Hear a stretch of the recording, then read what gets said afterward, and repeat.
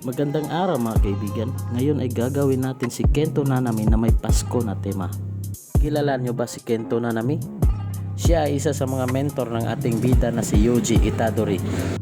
Si Nanami ay mayroong seryosong personalidad at maangas na datingan, kaya siya ay isa sa mga fan favorite na karakter sa ating series. At alam nyo ba, minsan na siyang tumigil sa pagiging isang sorcerer? Sinisisi niya kasi ang pagiging isang sorcerer sa pagkamatay ng kanyang matalik na kaibigan na si Yuhaibara, na nagsakripisyo ng kanyang sariling buhay para sa mga kasamahan, na isang pag-uugali ng isang Jujutsu sorcerer na kinamumuhian ni Nanami. Pag-graduate ni Nanami sa Jujutsu Tech ay doon niya inabandona ang pagiging isang Jujutsu sorcerer at nagtrabaho sa corporate job ng 4 na taon. Isang araw ay nabagot si Nanami sa kanyang paulit-ulit na routine. Dito ay ibinahagi niya sa isang babae na nakilala niya sa isang bakery na ang kanyang trabaho daw ay nagbibigay ng malaking sweldo, subalit na kung mamatay daw siya ay siguradong wala daw magbibigay sa kanya ng pakialam sa kanyang pinagtatrabaho ang kumpanya.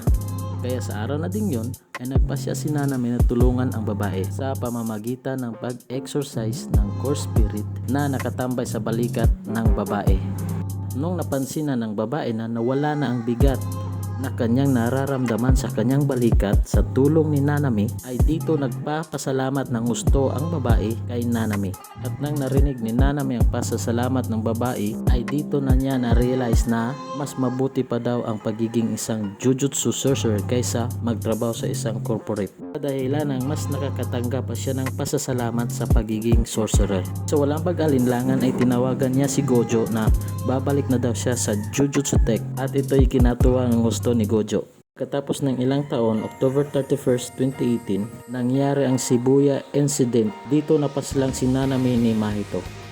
At yun ang minadaling istorya ng buhay ni Nanami. Please like and subscribe.